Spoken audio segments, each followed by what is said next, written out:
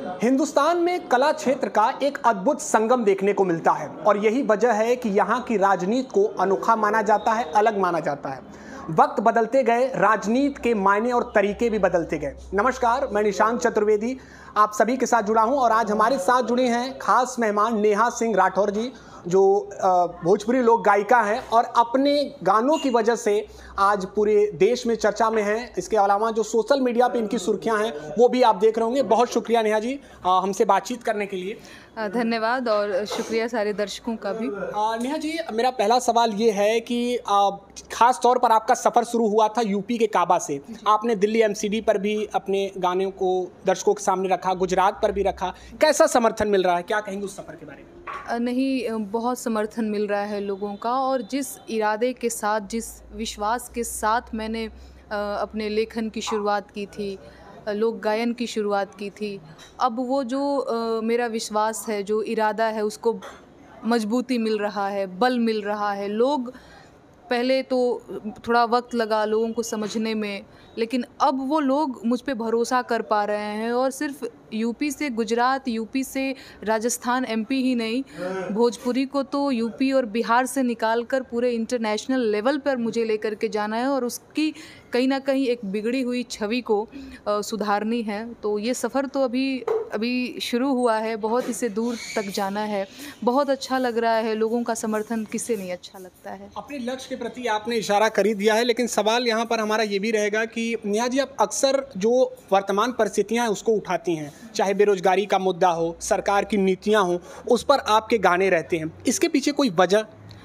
नहीं, खास वजह जैसा कुछ नहीं है। मुझे लगता है कई ऐसे मुद्दे हैं जिस पे कोई बात नहीं कर रहा है, तो मुझे लगता है भैया, मैं खुद को लोक गायिका कहती हूँ, आप लोग भी पत्रकार हैं और हम समझते हैं ऐसा कि गायिकाओं को, लेखिकाओं को, कवियों को, पत्रकारों को विपक्ष के रोल में रहना चाहिए। उन्हें जनहित के मुद्दे की बात करनी चाहिए।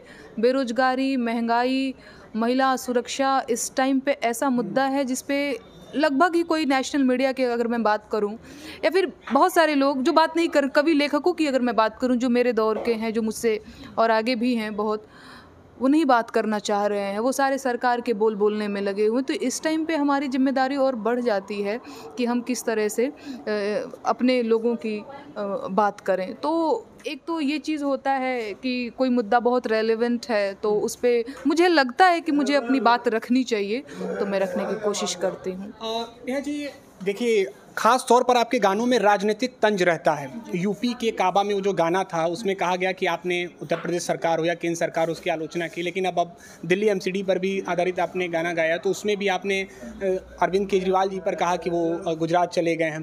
तो जब ये प्रतिक्रियाएँ आती हैं तो उसको कैसे आप हैंडल करती हैं, या इसके पीछे भी कोई वजह है?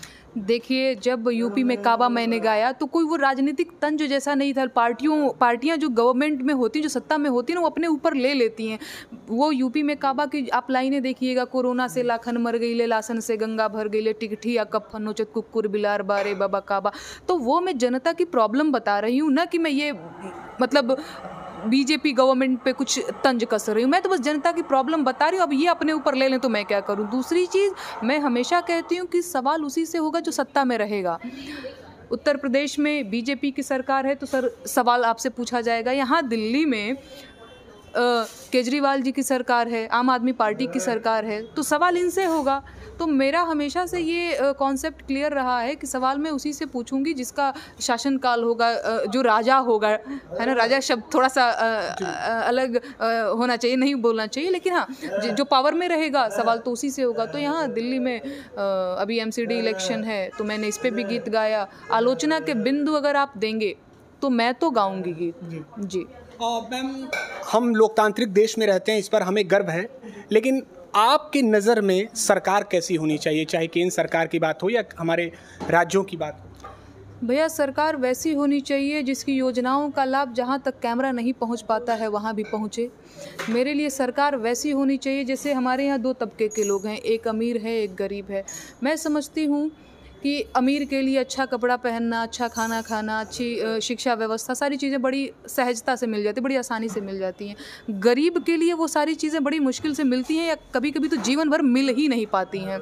मैं चाहती हूँ कि गवर्नमेंट उनके लिए कुछ करे। मैं नहीं कह रही हूँ कि सब कुछ फ्री कर दे, पर इतना ज़रूर कर दे कि उस गरीब के बच्चे के लिए अच्छा कपड़ा पहनना या एक छत होना या फिर अच्छी शिक्षा होना अलभ्य न रह जाए, उसके लिए एकदम मुश्किल न रह जाए। मैं नहीं कह रही हूँ कि सब कुछ फ्री में बांट दो, पर इतना ज़रूर करो कि उसके लिए शिक्षा जैसी चीज़ अलभ्य न रह जाए। जी, फिर मेरे लिए गवर्नमेंट ऐसी होनी चाहिए जो महिला सुरक्षा पे काम करे, महिला के स्वास्थ्य पे काम करे, महिला के शिक्षा पे काम करे। भैया मैं ऐसी जगह से आती हूँ बिहार के, जहाँ पे महिलाओं को बाहर पढ़ने नहीं भेजा जाता है, बस ये कह के कि बाहर जाएगी तो मतलब बहुत सुरक्षित नहीं है, ये सारी चीज़ें। मैं चाहती हूँ कि गवर्नमेंट इस पे भी काम करे, मुझे ऐसी गवर्नमेंट चाहिए। सोशल मीडिया मैम आपको आज एक नई पहचान दे रही है, आप लगातार उसी के माध्यम से आगे बढ़ भी रही हैं, लेकिन उस पर कुछ कमेंट, कुछ प्रतिक्रियाएं भी आती होंगी जो आपको विचलित करती होंगी, उसको कैसे हैंडल करती हैं, उस पर क्या कहेंगे? कुछ ऐसे भी दर्शक होंगे जो आपको सीधे सीधे सरकार के हमेशा से नकारात्मक पहलू दिखाने के लिए आरोपित करते हैं।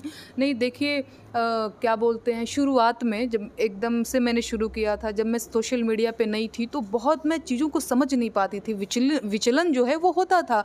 कभी कभी मैं एकदम रात में उठ करके देख रही हूँ लोग गंदे गंदे भद्दे भद्दे, और वो भी शरीर के ऊपर आपके टिप्पणी कर रहे हैं, तो बड़ा बुरा लगता था, बड़ा मन विचलित होता था। लेकिन अब 2-2.5 सालों से मुझे लगता है कि मैं बहुत कॉन्फिडेंट हो गई हूँ। मुझे लगता है कि तुम लोगों का काम प्रोपेगेंडा चलाना है, तुम लोग अपना काम करो, मैं अपना काम करूँगी। तुम लोगों का हाथ दर्द हो जाएगा, उंगलियों में घाव हो जाएगा मुझे गाली देते देते, लेकिन मैं मेरा काम नहीं रोकूंगी। तो ये इनका चलता रहेगा, मेरा भी चलता रहेगा। मैम आपकी जो पहचान है आपकी शानदार गायकी से है। हम चाहेंगे कि हमारे दर्शकों को भी आप वर्तमान जो गुजरात विधानसभा का दौर चल रहा है, दिल्ली MCD का भी चल रहा है, उससे जुड़ा हुआ कोई गीत हमारे दर्शकों तक ज़रूर पहुँचाइए। जी जी, मैं सुनाती हूँ, मैंने फ़ोन में रखा हुआ है।